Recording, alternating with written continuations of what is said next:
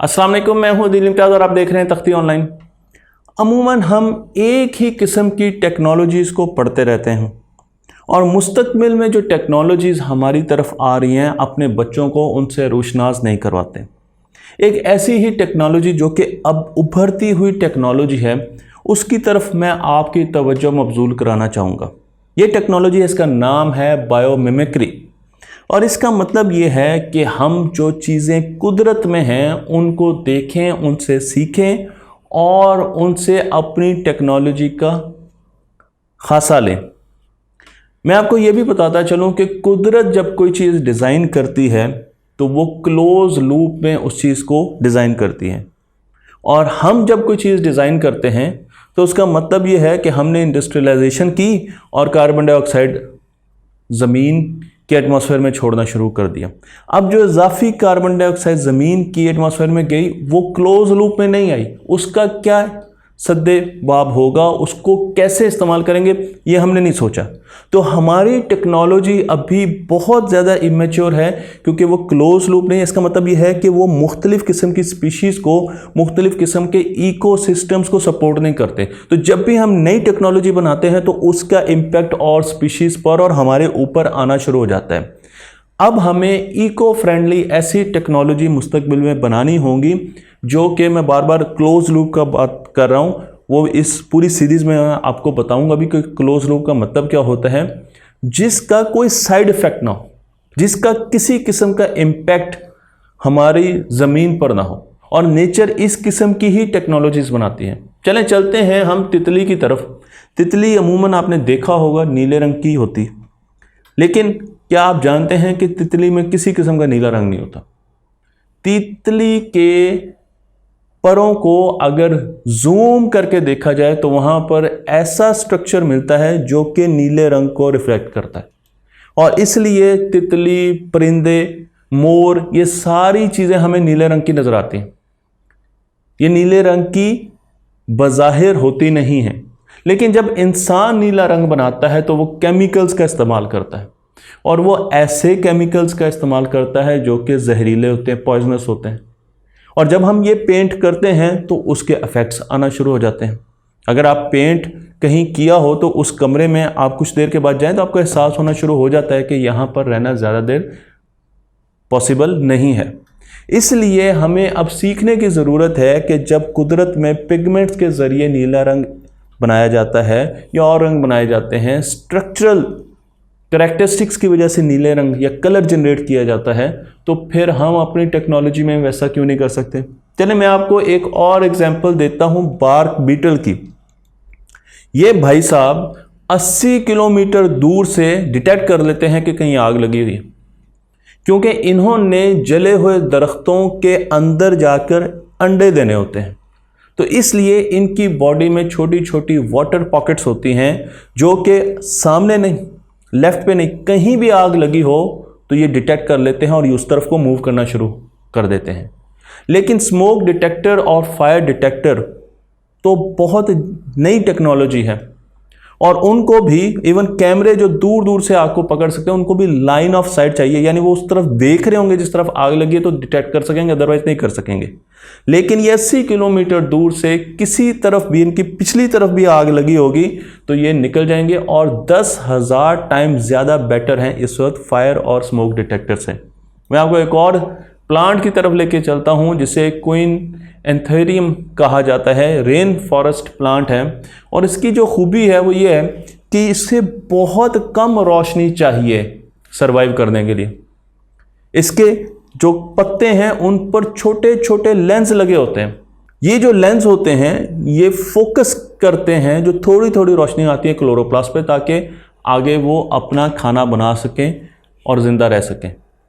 इस टेक्नोलॉजी को भी इंसान इस्तेमाल कर रहा है अब आगे अपनी मुख्तलिफ इजादात में।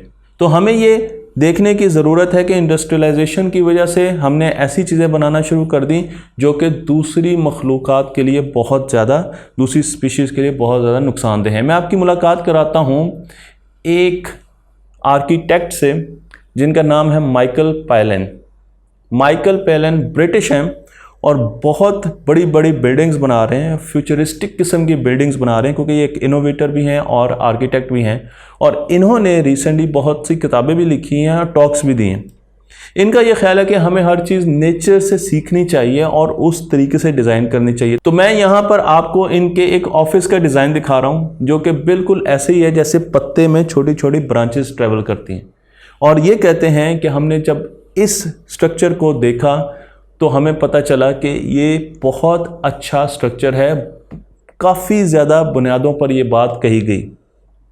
उन्होंने जब भी आर्किटेक्चर का कोई प्रोजेक्ट लेना होता है तो वो उसमें डिज़ाइन इंजीनियर्स के साथ साथ एक बायोलॉजिस्ट को भी रखते हैं, उसको भी डिज़ाइन इंजीनियर की हैसियत देते हैं, क्योंकि वो चाहते हैं कि वो उन्हें बताए कि किस तरीके से हम बायोमिमिक्री कर सकते हैं। मसलन उन्होंने लंदन में एक बहुत बड़ी बिल्डिंग बनानी थी जिसका नाम था रीफ सेंटर, जो कि को स्पेस सेंटर है, जहाँ पर मुख्तलिफ लोग आते हैं, अपने ऑफिस समझते हैं उसे, वहाँ पर काम करते हैं और चले जाते हैं।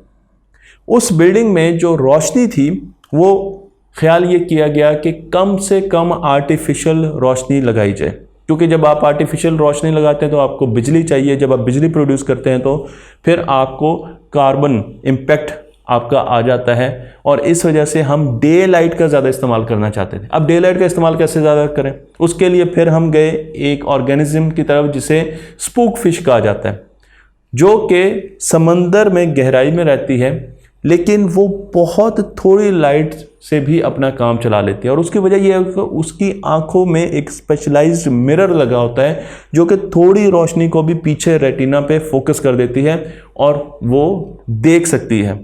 तो यहाँ से स्पूक फिश से उन्होंने आर्किटेक्चर लिया, उसके साथ फिर एक और प्लांट को स्टडी किया गया जो कि डेजर्ट स्टोन प्लांट कहलाता है।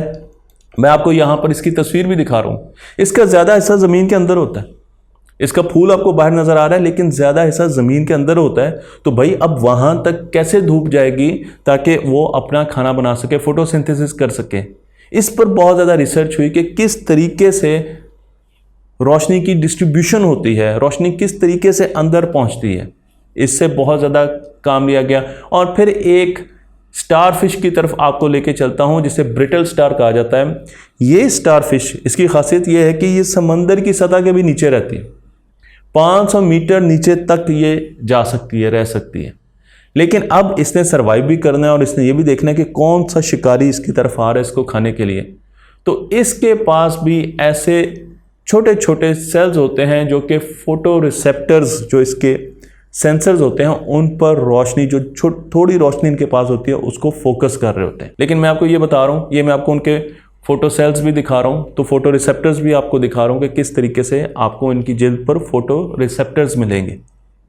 अब ये 3 चीज़ें मैंने आपको दिखाई हैं, लेकिन जब ये अपनी किताब में बताते हैं और जो ये लेक्चर्स देते हैं उसमें बहुत सी और भी ऐसी टेक्नोलॉजीज़ हैं, स्पीशीज़ हैं, जिनसे इन्होंने डिज़ाइन में मदद ली।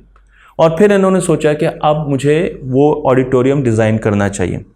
जब उस ऑडिटोरियम को डिज़ाइन करने लगे तो पता चला कि नॉर्मली हम एक दीवार से दूसरी दीवार, क्योंकि एक दीवार में विंडो होती है, दूसरी दीवार में भी विंडो होती है, तो विंडो टू विंडो जो सेपरेशन होती है वो कहीं 25 मीटर और कहीं 30 मीटर होती है। क्योंकि इन्होंने रोशनियाँ तो लगानी नहीं थी, इसलिए इन्होंने जो सेपरेशन है वो 12 मीटर रखी, जो कि आपको यहाँ पर वीडियो में भी नज़र आ रही है। इसका मतलब ये है कि अगर एक बंदा बीच में भी खड़ा है तो जो करीबी विंडो है वो 6 मीटर दूर होगी। तो ये एक चीज़ रखी गई। उसके अलावा उसके मुख्तलिफ डिज़ाइन भी देखे गए। यहाँ पर आपको डोनट शेप डिज़ाइन भी है जो कि ऊपर की तरफ जा रहा है, और फिर देखा गया कि इसमें रोशनी की करैक्टरिस्टिक्स और उसकी डिस्ट्रीब्यूशन कैसी होगी। यहाँ पर एक सीधा ऊपर जाता हुआ डिज़ाइन भी आपको नज़र आ रहा है, और फिर यहाँ पर आपको 2 लीनियर डिज़ाइन नज़र आ रहे हैं जिनके बीच में आपका एट्रियम होगा। इस डिज़ाइन को अप्रूव किया गया, इन सारे डिज़ाइंस को देखा गया, और फिर जो 2 लीनियर ब्लॉक्स वाला डिज़ाइन था उसको फाइनली इन्होंने अप्रूव किया। अब उसमें एक और टेक्नोलॉजी का इस्तेमाल हुआ, और वो था कि उसका पैसिव हीटिंग और कूलिंग सिस्टम कैसा बनाया जाए। पैसिव का मतलब यह है कि उसको किसी किस्म की एनर्जी की ज़रूरत ना हो, उसको इलेक्ट्रिसिटी की ज़रूरत ना हो। और यहाँ पर हमने मदद ली दीमक से, टर्माइट से। टर्माइट बहुत बड़े घर खड़े कर देती है, इवन इंसान के कद से भी ऊंचे उनके घर होते हैं, लेकिन वहाँ पर बेहतरीन किस्म का पैसिव कूलिंग सिस्टम होता है और हीटिंग सिस्टम भी होता है। इस रिसर्च पर बहुत सी और बिल्डिंग्स भी बनाई जा रही हैं, बहुत से और प्रोजेक्ट भी बनाए जा रहे हैं। मैं तो सोच रहा था कि इस पर एक सिंपल अलग वीडियो रखूं कि टर्माइट से हम क्या क्या चीज़ें सीख रहे हैं, लेकिन इस बिल्डिंग का जो कूलिंग और हीटिंग सिस्टम है वो भी टर्माइट के घर से कॉपी किया गया है। जो शेड्स हैं इसके ऊपर जो रोशनी से हमें बचाते हैं वो पौधे से भी उनका कॉन्सेप्ट लिया गया है, जो मिमोसा पौधा होता है, और बीटल के विंग्स किस तरीके से फैलते हैं उनसे भी कॉन्सेप्ट लिया गया है, ताकि जो रोशनी हमें चाहिए अंदर हॉल के वो तो आ जाए। एक्सेसिव रोशनी को हम सोलर पैनल्स के ज़रिए बिजली में बदलें और फिर उस बिजली से भी काम लिया जा सके, लेकिन बिजली बहुत ज़्यादा इस्तेमाल यहाँ पर नहीं की जा रही। यहाँ पर मैं आपको ये भी बता दूं कि यहाँ पर मुख्तलिफ़ किस्म की ग्लास ग्लेजिंग सिस्टम्स भी लगाए गए हैं जो कि मुख्तलिफ़ किस्म की स्पीशीज़ से कॉपी किया है। तो बना क्या, अब आपको उस प्रोटोटाइप की तरफ लेके चलता हूँ जो कि इन्होंने डिज़ाइन किया। ये देखें जी, ये है रीफ सिस्टम। अगर आप गूगल पर भी जाएं और सर्च करें तो आपको ये बिल्डिंग की तस्वीरें नज़र आएंगी।